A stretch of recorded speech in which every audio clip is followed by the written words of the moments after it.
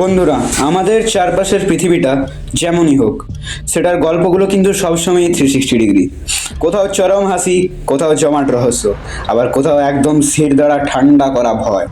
আর আমি দেবজিৎ মুখার্জি আপনাদের সেই সব গল্পের নতুন ঠিকানায় স্বাগত জানাচ্ছি গল্প 360 চ্যানেলে।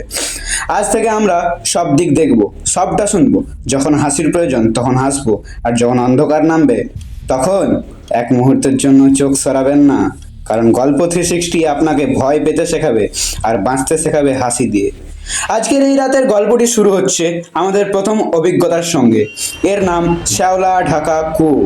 আমি অনুরোধ করব, ঘরটা অন্ধকার করে নিন, হেডফোনটা লাগিয়ে নিন, আর দেখুন আপনার পিছনে কিন্তু কেউ নেই তো। রাত, পরিত্যক্ত মাঠের ধারে একটি কুয়ো। রাত একটা, পরিবেশ সম্পূর্ণ নীরবতা, শুধু ঝিঁঝি পোকার একঘেয়ে আওয়াজ। কোটির চারপাশ শ্যাওলা ঢাকা এবং জং ধরা লোহার গ্রিল দিয়ে ঘেরা। একটি পুরনো ভাঙা লণ্ঠন বা মশাল সামান্য আলো দিচ্ছে। আমাদের গ্রামের পশ্চিম দিকে একটা পরিত্যক্ত মাঠ ছিল, আর সেই মাঠের শেষ প্রান্তে ছিল একটা কুয়ো। 50 বছর আগে নাকি এক নববধূর কুয়োতে জলে ডুবে আত্মহত্যা করেছিল, আর তারপর থেকে নাকি কুয়ো থেকে অনেক ধরনের আওয়াজ শুনতে পাওয়া যায়। আকাশ আর সৌম্য টর্চ নিয়ে কুয়োর দিকে হেঁটে আসছে। তাদের জুতোর আওয়াজ শোনা যাচ্ছে। আকাশ, আর এগোতে হবে না। এত রাতে এখানে আসাটাই ভুল হচ্ছে। চল ভাই, চল বাড়ি ফিরে যাই। আরে বাবা, তুই এত ভয় পাচ্ছিস কেন? লোক মুখে শোনা কথা। আমাদের ইউটিউবের জন্য একটা ভালো কন্টেন্ট খুঁজছি, আর ভয়কে আমাদের জয় করতে হবে। আকাশ টর্চের আলো কুয়োর গভীরে ফেলে। শুধু ঘন অন্ধকার দেখা যায়। কিচ্ছু নেই, শুধু আবছা অন্ধকার।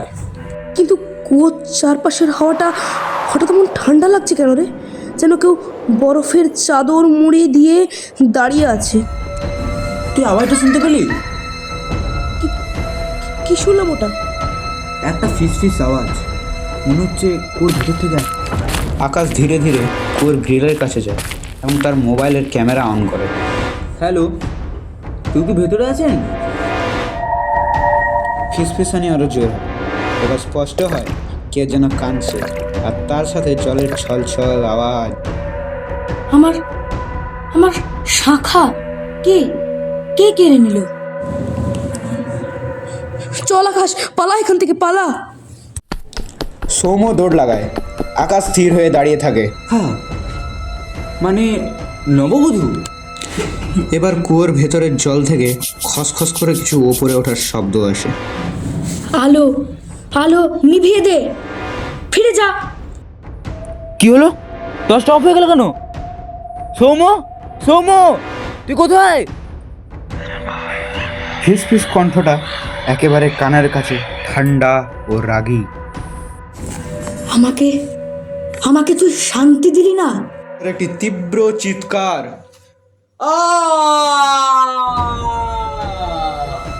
এরপর একটা ধপাস করে শব্দ, সবকিছু চুপ। সকালে কুয়োর পাড়, দিনের আলো, পাখির কিচিরমিচির, পরিবেশ স্বাভাবিক, কিন্তু কুয়োর চারপাশ শুনশান। সৌম্য পুলিশের সাথে কুয়োর ধারে দাঁড়িয়ে আছে। পুলিশের হাতে আকাশের মোবাইল ফোন। কুয়োর ভেতরটাতে তল্লাশি চালানো হয়েছে, কিন্তু তেমন কিছু পাওয়া যায়নি। শুধু পুলিশ অফিসার আকাশের মোবাইলটি সৌম্যের দিকে এগিয়ে দেয়। স্ক্রিনে একটি ছবি দেখা যাচ্ছে। শুধু এই ছবিটাই তোলা ছিল। মোবাইলের স্ক্রিনের ছবিতে দেখা যাচ্ছে অন্ধকার কুয়োর মুখে, আকাশের ঠিক পিছনে একজন মহিলার ঝাপসা শ্যাওলা মাখা মুখ। তার চোখ দুটো সাদা এবং তার ভিজে লম্বা চুল থেকে জল ঝরছে। তার ডান হাতে একটি ভাঙা শাখা ধরা। শাখাহীন বউ। দ্রুত লয়ে একটি ভয়ঙ্কর সুর শুরু হয়ে হঠাৎ থেমে যায়। স্ক্রিন ফ্রিজ হয় ওই শ্যাওলা মাখা মুখের ওপর। ধীরে ধীরে ভিডিও চালু হয়। এটা আকাশের মোবাইলে শেষ থাকা একটি অসম্পূর্ণ ভিডিও ক্লিপ। মোবাইলের ক্যামেরা কুয়োর গভীরে তাক করা। ফ্রেম কাঁপছে। আকাশের শ্বাস প্রশ্বাস খুব দ্রুত। কেউ আছে? নিচে কিছু নড়ছে। হঠাৎ কুয়োর ভেতরের জল আলো প্রতিফলিত করে অদ্ভুতভাবে ঢেউ খেলাতে থাকে। জলের পৃষ্ঠে অল্প সময়ের জন্য একজোড়া সাদা চোখ ভেসে ওঠে। আকাশ দ্রুত পেছনে সরে যায়। তখনই কুয়োর লোহার গ্রিল নিজের থেকে কিঁচকে ওঠে। দুই পাশের লোহার রডের শ্যাওলা নড়তে থাকে, যেন কেউ ভেতর থেকে চাপ দিচ্ছে। আলো আলো নিভিয়ে দে, ফিরে যা। আকাশ ভয় পেয়ে আলো বন্ধ করতে না পেরে মোবাইল হাতে কাঁপতে থাকে। কুয়ো থেকে যেন একটা ভিজে হাত ওপরে আসার মতো ছলছল শব্দ। ক্যামেরার আলো সেই ভিজে হাতের ছায়া মাত্র ধরতে পারে। না না, কে তুমি? তুমি কে? হঠাৎ ফুটেজ বিকৃত হয়ে যায়।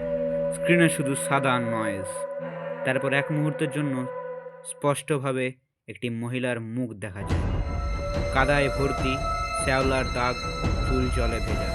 সে সরাসরি ক্যামেরার দিকে তাকায়। আমার আমার আমার শাখা ফিরিয়ে দে। ফুটেজ এখানেই বিকৃত হয়ে যায়। তারপরের দৃশ্যে দেখা যায় থানায় দুপুরবেলাতে সৌম্য পুলিশের কাছে বসে আছে। ভয় কাটলেও মন অস্থির। পুলিশ কর্মকর্তার হাতে কয়েকটি পুরনো কোর্ট রেকর্ড 50 বছরের আগের। তুমি যে কুয়োর গল্পটা শুনেছ তার সত্যটা তোমার জানা নেই। নববধূ আত্মহত্যা করেনি, তাকে গ্রামের কিছু মানুষ ভুল বোঝাবুঝি, অভিযোগ আর তর্কের জেরে কুয়োয় ঠেলে ফেলে দিয়েছিল। সৌম্য বিস্মিত হয়ে উঠে দাঁড়ায়। মানে? তার শাখা ভেঙে যায় ওই ঝগড়ায়, আর সেই শাখাই ছিল তার শেষ স্মৃতি। কুয়োর জলে পড়ে গেলে তা আর পাওয়া যায়নি। তিনি গভীর নিঃশ্বাস ফেলেন। যে রাতে তিনি মারা যান, কুয়োর ধারে তার শেষ ডাক শোনা গিয়েছিল। কেউ কেউ বলে সেই ডাক এখনও থামেনি। সৌম্যর হাত ঠান্ডা হয়ে আছে। সে খুব ধীর গলায় বলে, আকাশ হয়তো তারই ডাক শুনেছিল। গল্প এখানে শেষ হয়ে যেতে পারত, কিন্তু সৌম্যের ঘরে ফেরার পর নতুন ঘটনা ঘটে। সৌম্য নিজের বাড়ির সামনে দাঁড়িয়ে মোবাইল খুলে দেখে আকাশের নামে একটি মেসেজ এসেছে। মেসেজ শুধু একটি অডিও ফাইল। অডিওতে প্রথমে বাতাসের শব্দ, তারপর আকাশের কণ্ঠ খুব দূর থেকে প্রতিধ্বনি হয়ে, সৌম্য ফিরে আয়, কুয়োর কাছে ফিরে আয়। তারপরেই আরেকটি কণ্ঠ, যেটা হালকা নারী কণ্ঠ, ভিজে, কাঁদা আর ঢাকা। আলো আলো নিভিয়ে এসো। অডিও হঠাৎ থেমে যায়। সৌম্যের চোখ বড় বড় হয়ে ওঠে, তার গলা শুকিয়ে আসে। সৌম্য ধীরে ধীরে মাথা তুলে তাকায়। তার বাড়ির দরজার সামনে গেটে ভেজা শাখার দাগ পড়ছে, মাটিতে টিপ টিপ করে জল পড়ছে। সেই রাত থেকে আকাশকে আর খুঁজে পাওয়া যায়নি। স্থানীয়রা বলে কুয়োর ধারে এখন দুটো আওয়াজ শোনা যায়, একটি করুণ আর একটি কৌতূহলী। আপনিও যদি কোনো রাতে ওই পথ দিয়ে যান, তবে মনে রাখবেন কুয়োর দিকে তাকিয়ে জোরে একবারও কাউকে ডাকবেন না, কারণ কুয়োর ভেতর থেকে জবাব আসতে পারে। আবঝা করে আবার শোনা যায় শাঁখা শাঁখা। বন্ধুরা, আমাদের এই গল্প শোনার জন্য আপনাদের অসংখ্য ধন্যবাদ। এটা ছিল গল্প 360 চ্যানেলের প্রথম আমাদের থেকে পেশ করা গল্প। এখানে আমাদের এডিটর যে পুরো গল্পকে এডিট করতে সাহায্য করেছে তার নাম নীলাদ্রিত দে, আমাদের প্রিয় বন্ধু।